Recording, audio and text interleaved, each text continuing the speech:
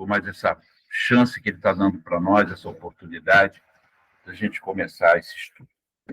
Querido Deus, obrigado, meu Pai, por mais esse dia de vida que o Senhor nos concedeu. E agora, meu Senhor, no encerramento deste dia, temos o privilégio de estarmos todos aqui juntos novamente para aprendermos da Tua palavra. Meu Deus querido, pedimos que o Teu Espírito Santo conduza todo esse processo aqui. Não seja um mero ensino, que não seja, Senhor, palavras apenas, mas que seja um aprendizado produtivo, que venha nos levar, Senhor, ao conhecimento que tanto necessitamos, meu Deus, da Tua pessoa e dos teus atributos, meu Deus, que nós precisamos entender tanto. Pai, nos ajude nesse propósito, perdoa a todos nós dos nossos pecados, das nossas iniquidades. Pai querido, releva tudo isso. Senhor, somos criaturas tão pequenas, tão ínfimas, meu Deus, pecamos, erramos o alvo tantas vezes, né, Senhor? Mas tenha paciência conosco e nos ajude, nos fortalecendo, nos guardando e nos abençoando agora, Pai, nesse momento.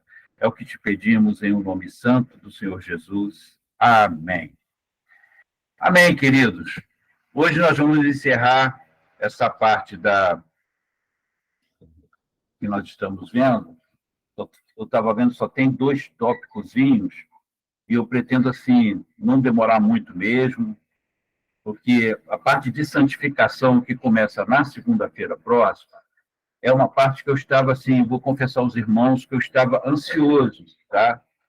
Estou ansioso para começá-la, porque tudo que nós vimos até agora foram atos de Deus, né? Deus agiu naquele momento quando nos convertemos, naquele instante quando nós entregamos a nossa vida para Cristo.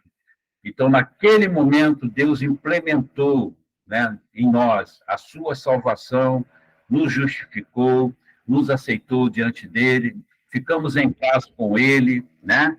E tudo isso aconteceu numa forma única e um ato apenas, né? A partir da próxima segunda-feira, graça e paz, Valzinha. Não, é a Valéria. Paz, Valéria. Então, o que acontece? A partir da próxima segunda-feira, nós vamos trabalhar o nosso dia a dia. E aí que a coisa fica muito interessante, porque nós vamos falar do hoje, do amanhã, do depois de amanhã, nós vamos falar do nosso cotidiano, e vai ser um momento onde nós vamos ter que abrir o nosso coração. Eu estou esperando esse dia, meus irmãos, porque vai ser o dia de nós compartilharmos, né? Não vai ser um cara do lado de cá ensinando, tentando, ou pelo menos tentando ensinar, né? Mas vai ser algo diferente que nós vamos fazer, né? O nosso dia a dia. É aquilo que a gente sabe o que tem que fazer, mas que a gente não faz tão bem assim, né? Ou alguns são fortes em determinadas áreas que os outros não são. Então, nós vamos aprender uns com os outros. Quando falarmos de santificação, vamos estar falando do cotidiano. É o processo. Nessa parte, é bastante interessante, porque vai falar da nossa intimidade, vai falar do que nós somos como pessoa, como nós somos com Deus. Então, vai ser muito bom mesmo. Até aqui foi ato de Deus. Deus sem depender de nada da gente. A partir de segunda-feira, continua sendo Deus, tá? Só que vai exigir da nossa desobediência, do nosso desapego, né? E desapegar das coisas, como é difícil, né, amados? É muito difícil desapegarmos das coisas, né? Vamos falar de renúncia, né? E as implicações de tudo isso na vida de um cristão, né? Como é que isso influencia?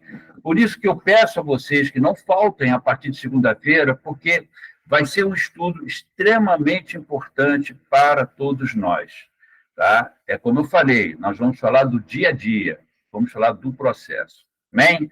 Então, eu queria, como eu disse, hoje não vai ser muito demorado, vai ser bem rápido mesmo, mas eu queria ler algo para vocês como fechamento dessa parte que nós estamos estudando da graça de Deus, né? algo que eu achei muito interessante. Gostaria que os irmãos prestassem atenção, porque abarca tudo aquilo que já falamos e traz para a gente uma grande compreensão também, porque é importante, irmãos, nós lembrarmos do que nós estudamos, né? Quando falamos de justificação, falamos de algo... Espera que chegou mais alguém aqui, é o Diego. Então, quando a gente fala de justificação, nós estamos falando de algo que foi feito lá no tribunal de Deus, né? Deus declarou, a partir do momento que aceitamos Jesus, Deus nos declarou justos. Ele fez isso, ato dele, independe da nossa pessoa, né? Desde o momento que nós aceitamos Jesus como nosso Senhor e Salvador, né? Ele nos declarou justos para si. Agora, é importante que nos lembremos de cada detalhe que foi falado lá atrás, para que nós possamos ter uma compreensão melhor do que a graça de Deus é, né? Porque a graça de Deus não é algo, uma influência, a graça de Deus não é algo estanque da condição do salvo, né? Desse pacote de salvação que o Senhor Deus providenciou para nós. A graça de Deus é como se fosse o veículo de transporte de todas essas bênçãos, de todos esses dons que o Senhor nos dá, né? É através da graça dele que recebemos isso. Então, vamos entender como se fosse um veículo, tá? Um meio, tá? Através da qual nós recebemos de Deus todo esse poder. Quando Paulo pede a Deus para que Deus retire dele, Claudinha, quando Paulo pede a Deus para Deus retirar dele o espinho da carne, né? E nós não sabemos exatamente o que é, suspeitamos de algumas coisas, mas não podemos afirmar nada. A resposta que Deus dá para ele é o quê? A minha graça te basta, porque o meu poder se aperfeiçoa na fraqueza. Aí Paulo, tendo esse entendimento, aí ele começa a glorificar o nome de Deus. Então, ele dá graças a Deus, porque na fraqueza dele é que ele se torna forte.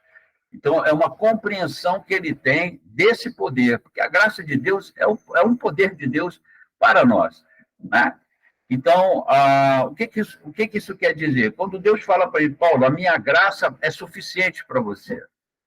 Mas se eu estou com um problema aqui, porque Paulo ora 3 vezes a Deus, e nas 2 primeiras vezes, né, Deus não fala nada com ele. Deus simplesmente fica calado. E Paulo, na 3ª vez, clama a Deus novamente pela mesma situação, e Deus dá a resposta para ele. Paulo, não vou curar você, ou não vou tirar essa situação de você, mas eu vou te dar a minha graça, porque ela vai ser suficiente para prover você, para você poder suportar o que está acontecendo. Então, essa graça, a gente precisa ter esse entendimento quanto a ela. Então, o que é a graça de Deus, então, afinal de contas? A graça de Deus é quando ele investe em nós todo esse seu poder, gente. Tá? A salvação, ela nos traz poder. A salvação nos permite ir até Deus, acessar Ele diretamente, sem ter intermediário nenhum. Podemos chegar hoje diante de Deus, garantidos por aquilo que Jesus conquistou para nós. Podemos nos apresentar a Deus como santos, porque Ele declarou isso. Você é santo, e ponto final. Não importa o que você pense ou deixe de pensar, se você creu em Cristo como seu único e suficiente Salvador e recebeu Ele através da graça de Deus, meu irmão, minha irmã, você é um santo diante de Deus, independentemente do que você pense sobre si mesmo. Isso é uma declaração de Deus. Então, isso é poder. É poder, você poder saber que você tem a condição, não o direito, né? Que a gente vai ver um pouquinho mais para frente. Você tem a condição de chegar diante de Deus, tá? E ficar perante Ele sem ser fulminado pela justiça dele. Tá? E esse é o grande ponto. Se lembram de Moisés? Quando Moisés pede para ver Deus, o que Deus fala? Moisés, eu vou te colocar aqui, ó, atrás dessa pedra, e vou te cobrir com a palma da minha mão. Quando eu passar, você vai me ver pelas costas, porque nenhum homem me viu e conseguiu subsistir. Percebem? Deus é tão santo que a nossa estrutura, tá? Na condição de miseráveis pecadores, nós, diante de Deus, numa outra condição, seríamos exterminados, fulminados só de chegar na presença dele. Esse que é o ponto. E hoje nós não somos, por quê? Porque através dos méritos de Cristo, Deus nos declarou santos. Então a gente chega diante de Deus e nada acontece conosco. Tá? Ele pode se relacionar conosco. Eu posso me relacionar com Deus, porque Deus me declarou santo através de Jesus Cristo. É preciso que vocês tenham essa compreensão em mente para o que a gente vai ver agora a seguir, para a gente poder entender a graça. Então, preste atenção no que eu vou ler aqui agora, que é um resumão de tudo isso, tá? E vai finalizar essa parte da graça de Deus. Amém? Vamos lá. Diz assim, ó, a diferença entre graça e justiça. Na verdade, o significado de graça só pode ser compreendido adequadamente à luz da obra de Cristo. Ponto.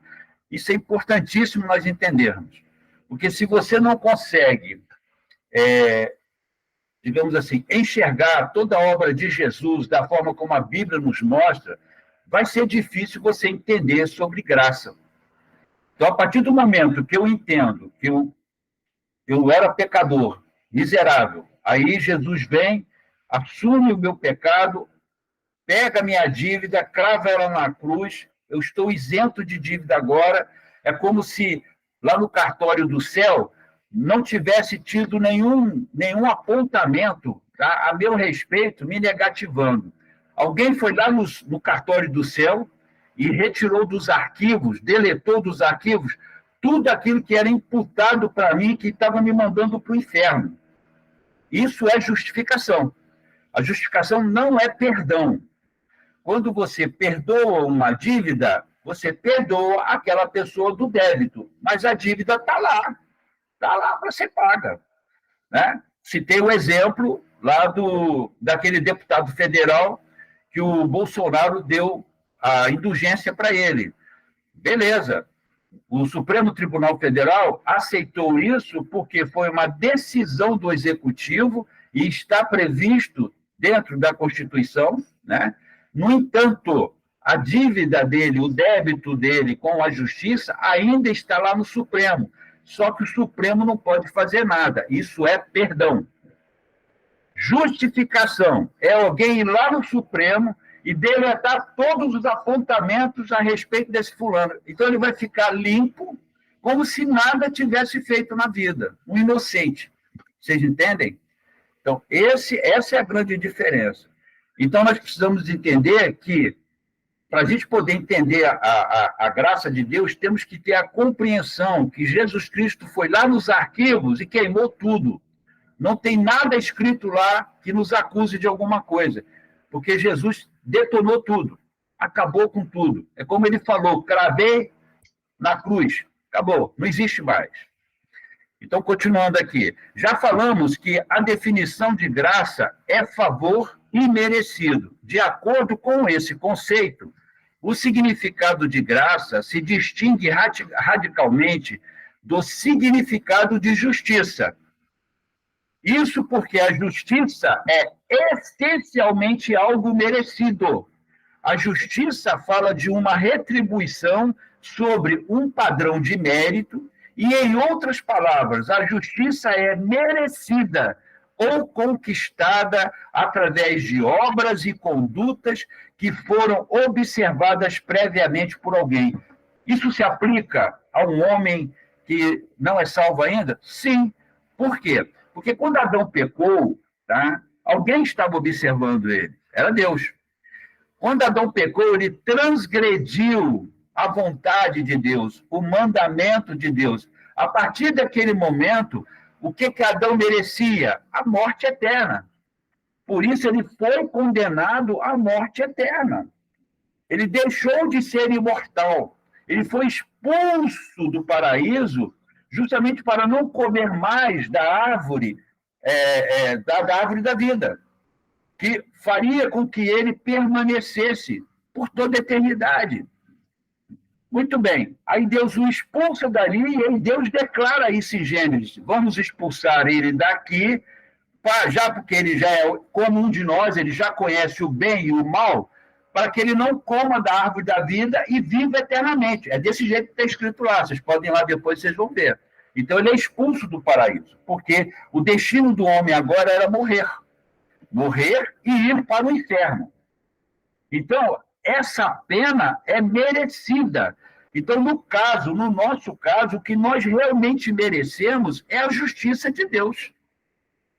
É a justiça dele. E a justiça que vem diz para você, você é pecador miserável e você merece o inferno. Agora vamos para frente. Mas, por outro lado, aí agora entra a graça. Então, quando a gente tem essa compreensão maravilhosa, tá, dessa tragédia grega que nós nos metemos, nesse balaio de gato terrível, agora a gente vai entender melhor o que é a graça. Mas, por outro lado, a graça é algo ofertado a alguém que não merece receber nada. Enquanto a justiça é devida, a graça é simplesmente dada espontaneamente. Isso quer dizer que a graça não é uma retribuição justa. Prestem atenção nisso, porque tem uma galera imensa aí fora achando que graça é retribuição, que Deus é obrigado a ser gracioso, e não tem nada disso escrito na Bíblia. Então, isso quer dizer que a graça não é uma retribuição justa por algo realizado, mas é um presente. É um favor não conquistado em base de méritos prévios. Esse contraste nos ajuda a entender o contexto bíblico da graça de Deus. Percebe? Então, quando a gente fala de graça, a gente precisa entender primeiro o que nós éramos e para onde nós estávamos indo. E que nós éramos inimigos de Deus. Se nós chegássemos perto de Deus, seríamos fulminados. Fulminados. Não viraria nem pó. Percebem? Aí a graça de Deus reverte tudo isso, só que a graça é um presente. Deus não está dando a graça para a gente porque ele é obrigado a fazer isso ou porque nós venhamos a merecê-la. Não existe esse vínculo, percebe? Porque tem pessoas que acham, porque eu sou uma pessoa esforçada no reino, eu faço tantas coisas boas, eu sou uma pessoa assim, assada. Sabe, aquele camarada que se coloca assim numa posição de que é Deus querubim e ele vem logo em seguida? Pois é, tem elementos assim. Então, essa pessoa, tá, ela não entende isso, que ela é um lixo, se tornou alguma coisa porque Jesus fez com que isso acontecesse. Vamos lá. Muita gente, isso aqui é importante, hein? Muita gente questiona a existência do sofrimento no mundo, ou o fato de nem todas as pessoas serem salvas. Muita gente pergunta isso. Por que Deus permite esse sofrimento todo? Olha as criancinhas morrendo lá no Oriente, olha lá aquelas mães, aquelas crianças lá morrendo lá na Palestina, olha as guerras na Ucrânia, quanta gente morta, quantos inocentes, quantos velhinhos, e a gente começa a imputar isso a Deus. Agora, preste atenção no que está escrito aqui. Muita gente questiona a existência do sofrimento no mundo, ou o fato de nem todas as pessoas serem salvas. Infelizmente, algumas vezes, essas pessoas ficam inclinadas a duvidar do caráter de Deus. Qual é a primeira coisa que passa pela cabeça de uma pessoa que não tem essa compreensão? Primeira coisa, Deus é uma pessoa injusta. Ele é totalmente injusto. Olha só, será que ele não está vendo essa tragédia toda que está acontecendo no mundo? Vamos continuar aqui? O erro dessas pessoas está justamente em não compreender o que é graça. Essas pessoas pensam que Deus deve algo ao homem, e é esse o grande ponto. Deus não deve nada a ninguém. Deus não faz nada porque ele não deve nada. Ele não é obrigado a fazer essas coisas. Ele não é obrigado a livrar as criancinhas das bombas que estão caindo lá, entendeu? De livrar as mães que estão correndo com os filhos no peito ainda.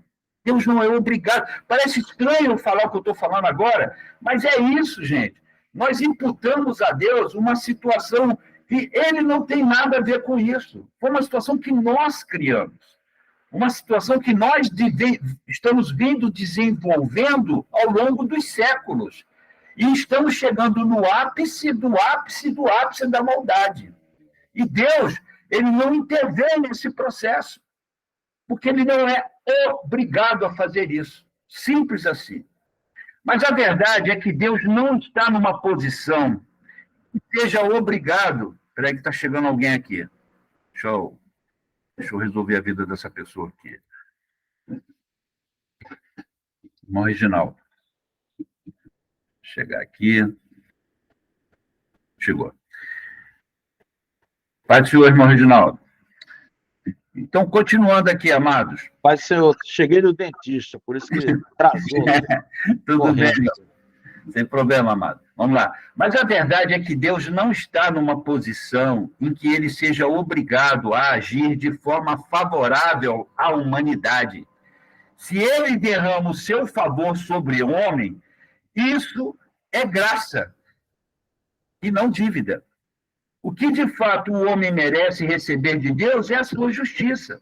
Então, veja bem, se Deus é obrigado a fazer algo, deixou de ser graça, meus irmãos. Passou a ser dívida. Percebem? E a graça é um presente.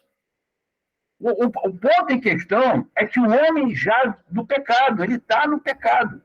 Tá? E ele precisa se decidir para que a vida dele seja mudada, para que a graça de Deus invada a sua vida, para que a graça de Deus venha fluir na sua vida. Enquanto ele não faz isso, Deus não deve nada, mas também não deve quando nós aceitamos a Jesus. Ele nos favorece com a sua graça. A graça é um presente de Deus, amados. Simplesmente é assim que funciona.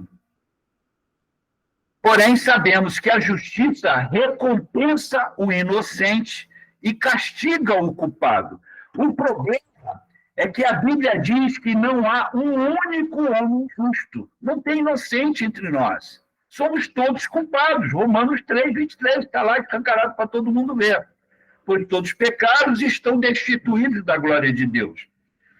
Então, diante de Deus, todos os homens são transgressores que merecem receber o peso da justiça divina. É o que eu falei agora há pouco. É a única coisa que nós merecemos. Se alguém chegar para você e falar assim, você merece alguma coisa? Mereço. Mereço um raio na minha cabeça. Tá? É o que eu mereço. A justiça de Deus em cima de mim. Tá? A partir disso, meus irmãos, tudo que vier de Deus para nós vem pelo seu favor. Pelo seu favor a nós. Um favor que nós não merecemos.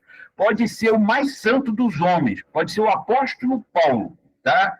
Ele não merece nada de Deus. Deus o favoreceu, como favorece a qualquer um de nós. Ok?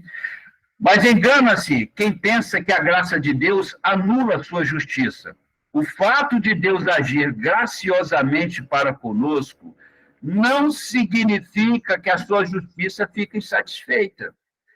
Então, para entendermos isso, precisamos olhar para como a graça de Deus é revelada em Cristo.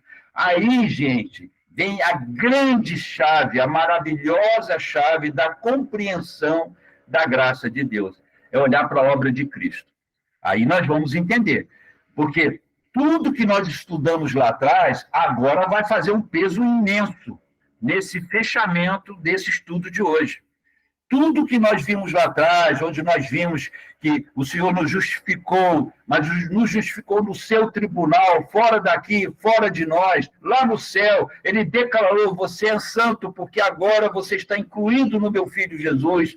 Né? A partir desse momento, a partir do momento quando nós recebemos a Jesus em nosso coração, e ele entra na nossa vida, tudo muda, tudo transforma. Nós saímos da condição de pecadores indo para o inferno e passamos para a condição de justos diante de Deus pelos méritos de Cristo. Então, agora a gente pode entender o que é graça, porque esse negócio chega para nós como um grande presente que Deus nos dá, sem nós termos a menor condição de pagar por isso, retribuir por isso ou merecer isso. Por isso que o autor aqui está dizendo exatamente isso. Entendeu? Então, a graça de Deus revelada em Cristo. Soberanamente, Deus resolveu agir de forma favorável para aqueles que merecem o castigo, que somos nós. Ele resolveu declarar inocentes aqueles que mereciam ser condenados. Mas ele não fez isso apenas ignorando o erro dessas pessoas, pois se fosse assim, ele não seria justo. Percebe? Percebe por que Deus não pode fazer isso com todas as pessoas e só pode fazer com aquelas que se arrependem de verdade dos seus pecados e entregam suas vidas a Jesus? Porque se Deus faz dessa forma e ele generaliza isso, ele passa a ser injusto, e ele não é. Entendeu? Ele é uma pessoa justa. Por isso que acabamos de ler aqui agora há pouco. Ele favorece o inocente, mas castiga o culpado. Como todos nós somos culpados, o que é que ele faz? Ele manda Jesus para absorver sobre si a nossa culpa. Ele tira de nós toda essa culpa que nós tínhamos, que estávamos sendo condenados para irmos para o inferno, e Jesus assume isso. Assume isso, ele é castigado na cruz, porque a palavra diz que Deus o fez pecado por nós. Então, Jesus, naquele momento, não era Jesus, era o próprio pecado sendo julgado por Deus. Então, a partir daí, passamos a ser inocentes. Mas por quê? Porque Deus diz que você é inocente, porque agora o meu filho morreu por você. Mas só que isso só vai funcionar na vida do salvo, irmãos. Só vai funcionar na vida do arrependido. Só vai funcionar na vida daquele que confessa Jesus como Senhor e Salvador da sua vida. Esse que é o ponto. Por isso que ele não pode generalizar. Porque se Deus age dessa forma, como ele faz conosco, com toda a humanidade, ele perde essa questão de ser justo. E ele é justo, ele é perfeito. Então, nesse ponto, encontramos Cristo, nos mostrando que, de fato, a graça de Deus. O que aconteceu foi que o erro dessas pessoas culpadas foi punido na pessoa de Cristo. A dívida dessas pessoas alienadas foi colocada na conta de Cristo, lembra do conta corrente que eu falei para vocês? E quitada integralmente por ele. Ele não somente quitou o nosso saldo devedor, como colocou dinheiro na conta. E é um dinheiro, meus irmãos, que está lá. A gente pode gastar, e o dinheiro está lá. Não vai acabar nunca. Tá? É a justiça de Cristo imputada a nós, em nós. Então, nesse sentido, a obra expiatória de Cristo é a maior expressão da graça de Deus. Por isso, é muito apropriado, e aqui ele vai entrar naquilo que eu falei para vocês da contabilidade. Por isso é muito apropriado que a Bíblia fale da salvação em termos econômicos. Se lembra que eu falei lá do contador, aquela coisa toda? Né? Ou seja, ela fala que o crente foi redimido por Cristo. Redenção diz respeito a um pagamento. Ser redimido significa, basicamente, ser comprado. Nos tempos antigos, esse termo, às vezes, era empregado para se referir à libertação de um escravo mediante um pagamento oferecido por um redentor. O caso de Boaz, lá com Ruth. Tá? É só vocês ir lá que vocês vão entender o que é isso. O que é uma remissão. Essa era justamente a nossa situação. Éramos escravos do pecado e não tínhamos como pagar a nossa dívida. Então, quando Cristo veio ao mundo para resgatar pecadores miseráveis que mereciam o inferno, a palavra graça assumiu seu significado mais pleno. Dessa forma, a salvação é um dom de Deus para nós. E sendo um dom, ela não vem em resposta às nossas boas obras ou recompensa aos nossos méritos. O cara pode ser santinho, jejuar 7 dias na semana, orar 24 horas. Isso não faz dele melhor do que ninguém, entendeu? Ele está na mesma condição de qualquer um de nós. Tá? Merecíamos o inferno, mas por causa de Cristo, hoje somos santos e justos diante de Deus. A salvação é graça, e graça é justamente aquilo que não temos direito algum de receber. Eu achei isso aqui maravilhoso, porque resume tudo aquilo que nós falamos. Então, para a gente entender o que é graça, a gente precisa saber exatamente o que nós éramos atrás. para onde nós estávamos indo e o tamanho de toda essa obra gigantesca. Por isso que eu falo, gente, a obra da salvação, aquilo que Jesus operou por nós, é algo que transcende o nosso pensamento. Nós não vamos conseguir nunca entender, tá, esse negócio. Então, é importante que ele tenha essa compreensão. Agora sim, agora eu entendo o que é graça. Agora eu sei exatamente o que é graça, porque eu entendo exatamente o que eu era antes e tudo que requereu de Deus, porque, na realidade, requereu de Deus aquilo que lhe era mais precioso, que era seu Filho Jesus Cristo. O preço foi altíssimo, porque custou o sangue de Jesus e a morte dele. Cantamos isso, gente. A gente canta isso o tempo todo. A gente canta isso, fala isso, entendeu? Mas a gente, é como eu falei, às vezes a coisa perde o brilho. E a gente precisa recuperar esse brilho. A gente precisa entender o gigantismo de tudo isso. Alguém teve que morrer por mim. E morrer morrido mesmo. Morrer sofrido, morrer morrido, morrer sangrando, entendeu? Passando por tudo quanto é coisa ruim, tá? Para que eu pudesse estar aqui na frente de vocês falando sobre isso. Percebe? Então, não é uma coisinha qualquer. Não é uma coisinha qualquer. Não é você ir à falência, perder tudo. Não, sabe? É aquele negócio que Paulo fala, gente. Paulo não, Paulo fala, isso mesmo. Quando ele fala o seguinte, o amor de Deus me constrange. O amor de Deus me constrange. Sabe o que Paulo quer dizer com isso? Eu não tenho cara para dizer não para Deus. Eu não tenho como chegar para Deus e dizer que não vou fazer. Eu não tenho como chegar para Deus e falar para Ele qualquer outra coisa, negando para Ele qualquer coisa que Ele me peça. A gente não tem cara para fazer isso, irmãos. E vou falar uma coisa para vocês, quem faz tem cara de pau, entendeu? Porque é impossível você olhar nos olhos de Deus, né, e falar assim, não vou fazer isso. É impossível, gente, não tem como a gente fazer isso. Não tem como, tá? E agora, para finalizar, que eu falei que ia ser rápido, agora sim, eu vou ler só um pedacinho do que o pastor Alan escreveu nesse final, que é aqui na parte, só o tópico 4, né? Desse tópico de graça, lá na página 36, quando ele fala assim, quando é que a graça de Deus é anulada? E eu achei isso aqui muito importante, irmãos. A graça de Deus pode ser anulada? Sim, pode.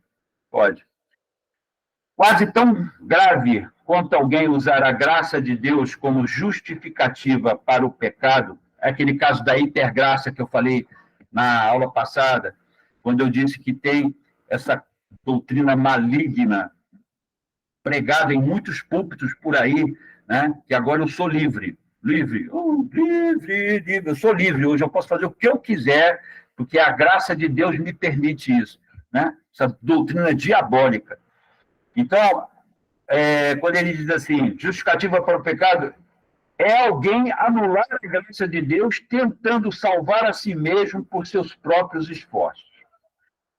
Ontem, eu falei um negócio, mas falei de propósito, mesmo correndo o risco de ser mal interpretado. Eu falei sobre nos esforçarmos, ergozomai, né? Que é o esforço além da força, o esforço de se empenhar, de buscar. Mas eu falei no sentido, quando você se aplica a buscar Deus, tá? Em tudo aquilo que Ele propõe para você.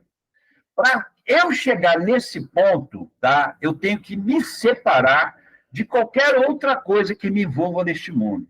Gente, quando a gente fala do desapego a este mundo, quando Paulo falava disso, que isso é bíblico, tá? Ele não estava brincando, ele não estava falando de algo superficial. Não estava falando de você ir à igreja aos domingos, de você cantar no coro, de você ir para o evangelismo, entendeu? De você fazer caridade. Não é isso. A vida cristã, ela envolve o seguinte, é a sua cabeça no céu e seus pés na terra. É aquilo que Paulo fala, gente. Paulo mesmo fala isso, vivendo neste mundo como se não estivesse nele. Quem fala isso é Paulo. Entendeu? Vivendo neste mundo como se eu não habitasse nele. Eu vou comer o meu arroz e o meu feijão, eu vou ter que ir no mercado comprar, eu vou ter que trabalhar para ganhar o dinheiro, eu vou ter que fazer todas estas coisas, mas eu vou viver neste mundo como se eu não dependesse dele. Tá?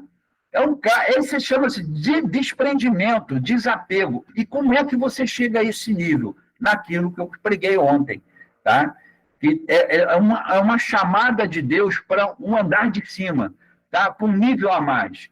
E muita gente está aqui embaixo ainda, tão comprometido com as coisas dessa terra, né? E se esquece que Deus tem muito mais a te dar com os seus tesouros. Você vai continuar trabalhando, você vai continuar pagando seus impostos, você vai continuar estudando, você vai continuar sonhando, você vai fazer todas as coisas que você precisa fazer neste mundo. Mas os seus pés estão na terra, mas a minha cabeça está no céu.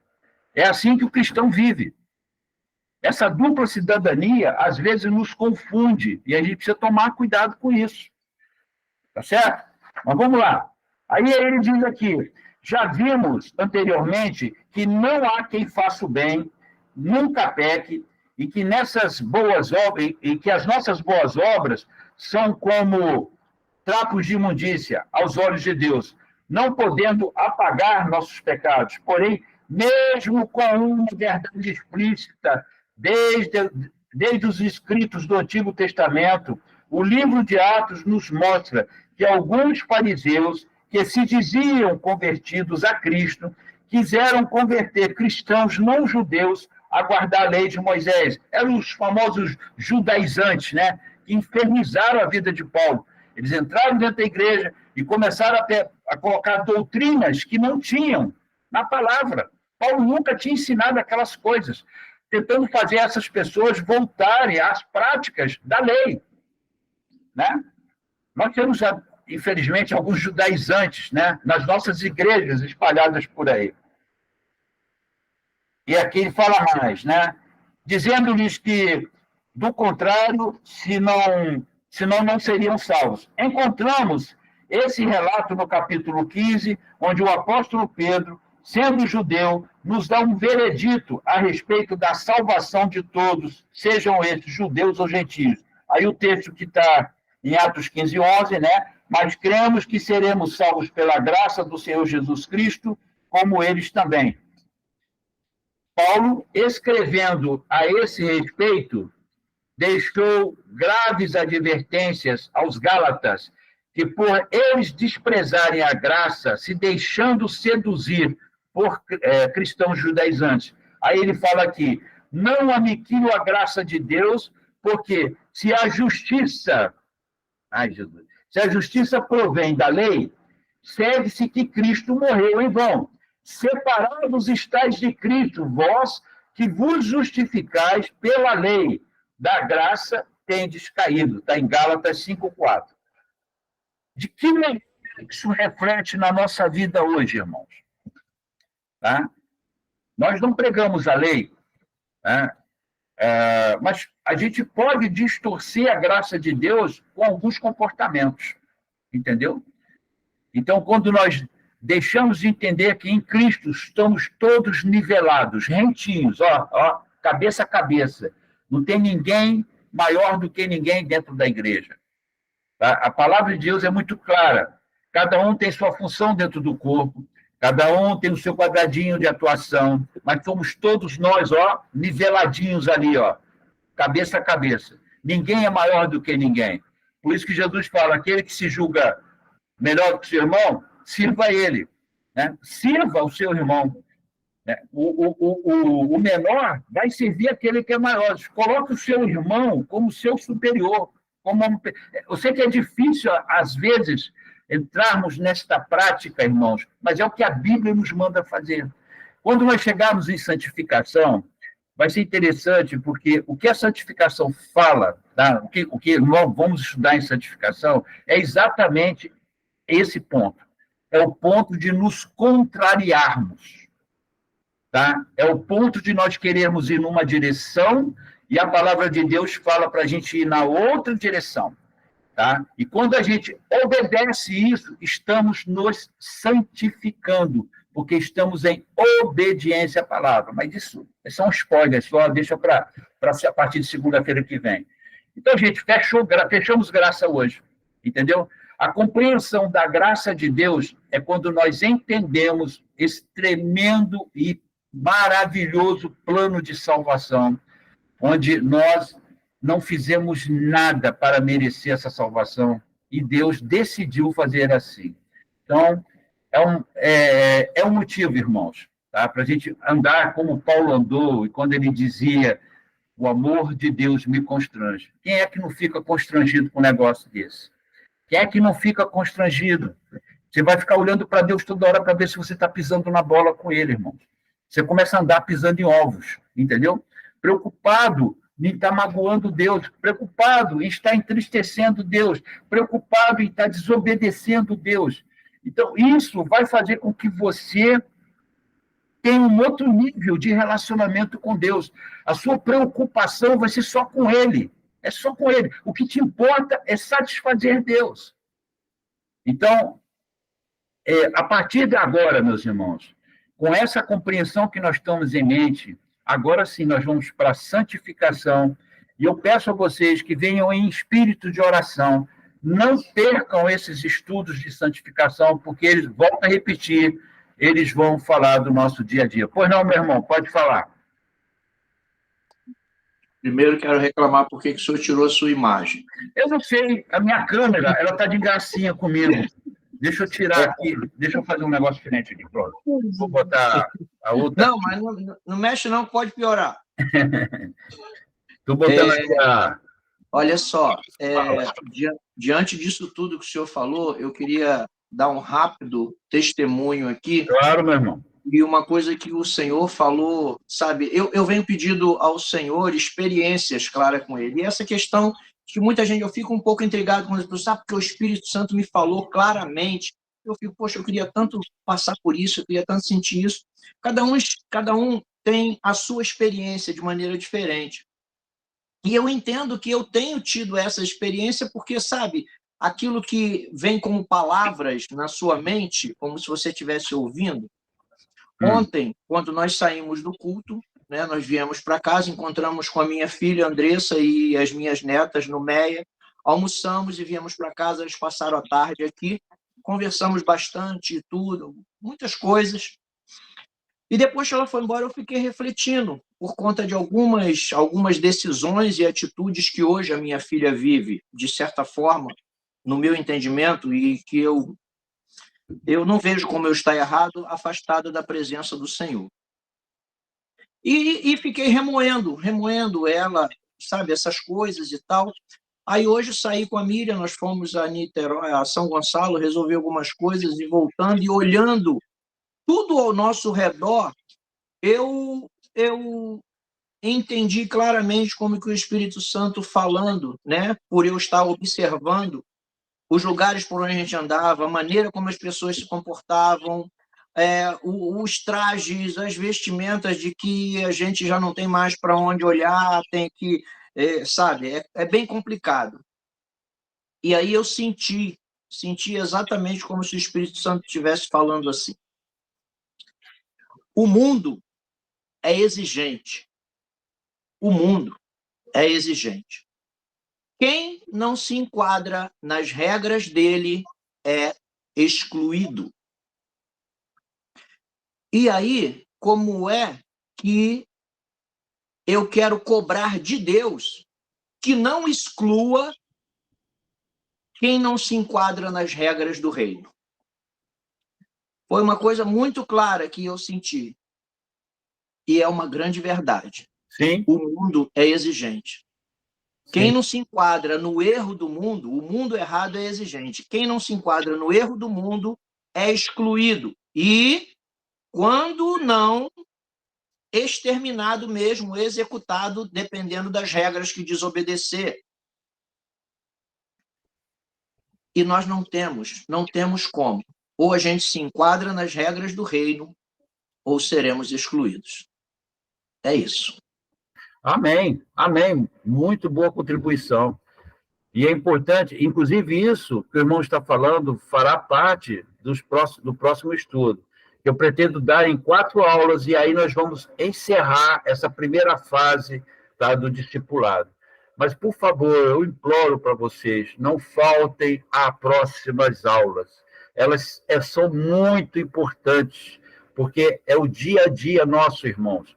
E eu até entendo que vai ter algumas reações aqui no nosso grupo, mas tudo que nós formos falar, tudo que nós formos colocar aqui na mesa, virá do conteúdo bíblico, virá da palavra, não virá de boas ideias, de pensamento de ninguém, é a palavra pura de Deus sendo apresentada, sendo colocada. Cleiton, por que precisa ser desse jeito? Porque a Bíblia explica que é somente desse jeito que a gente vai conseguir. Amém? Por que Paulo fala em esmurrar o seu corpo? Gente, esmurrar, é rapidinho que eu vou encerrar com isso. Os pugilistas antigos, eles usavam uma técnica, e essa técnica era uma técnica até que se tornou proibitiva, tá? Para eles fortalecerem o seu abdômen, tá? Eles precisavam esmurrar o seu abdômen. Então, eles davam socos. Você imagina o soco de um pugilista, só que dado em si mesmo, né? E eles socavam o seu abdômen. Socavam, até ficar cheios de hematomas. Mas isso era para fortalecer o abdômen. Tá? A mesma coisa, Paulo. Quando Paulo usa essa expressão, estou socando o meu corpo, na mente de Paulo está esse exercício feito pelos pugilistas. Tá? Ele não estava socando o corpo dele para sofrer, ele estava socando o corpo dele para fortalecer, para ficar cascudo, para obedecer a Deus, entendeu? Para fazer aquilo que precisava ser feito. Então, é importante a gente entender isso. E a santificação é esse processo, irmão. É um processo extremamente doloroso, sabe? É aquele processo que vai dizer para você assim, mas eu quero fazer assim, mas aí Deus diz, não, mas eu não quero que você faça assim, eu quero que você faça assado. E aí você vai abandonar aquilo que você achava que era certo fazer para fazer aquilo que Deus quer que você faça. Isso é extremamente doloroso e nem todos nós estamos dispostos a isso. Só que, lá nesse estudo, nós vamos começar a entender, tá, a importância de nós aceitarmos isso nas nossas vidas. Tá? A nossa carne sempre vai chamar a gente para o outro lado. Então, peço para vocês, participem, tá? Venham em espírito de oração, porque é um estudo que vai ser importante para todos nós. Amém? Que Deus abençoe todos vocês. Vamos orar para encerrar? Senhor Deus poderoso, Pai querido, obrigado por mais esse estudo que o Senhor nos permite ter. Obrigado, ó Deus, pelas orientações trazidas aqui para todos nós. Pedimos a Ti, ó Deus, agora que esta palavra, Senhor, ela não fique apenas sobre a terra, mas que ela se aprofunde, ela crie raízes e que esta palavra venha dar muitos e muitos frutos. Pai, que a partir de agora, quando vamos entrar em uma parte muito mais voltada para o nosso dia a dia, te pedimos, ó Deus, que essa compreensão fique fervendo na nossa mente. Não deixe que o dia a dia, os nossos momentos atribulados, venham a apagar tudo aquilo que nós aprendemos até aqui, mas que isso fique firme dentro de nós, para que possamos entender qual é o teu propósito na nossa santificação. Portanto, meu Deus, nos ajude nisso, guarde-nos debaixo das tuas mãos poderosas, traze-nos, ó Deus, novamente na quinta-feira para o nosso período de oração, o nosso culto prestado a Ti, e te agradecemos desde já pela vida de cada um destes irmãos, ó Deus, que estão aqui comigo, em o nome santo do Senhor Jesus. Amém. Graças a Deus, Deus os abençoe, os fortaleça, tá? E os Amém, meus irmãos. Deus abençoe a todos. Fique com Jesus. Até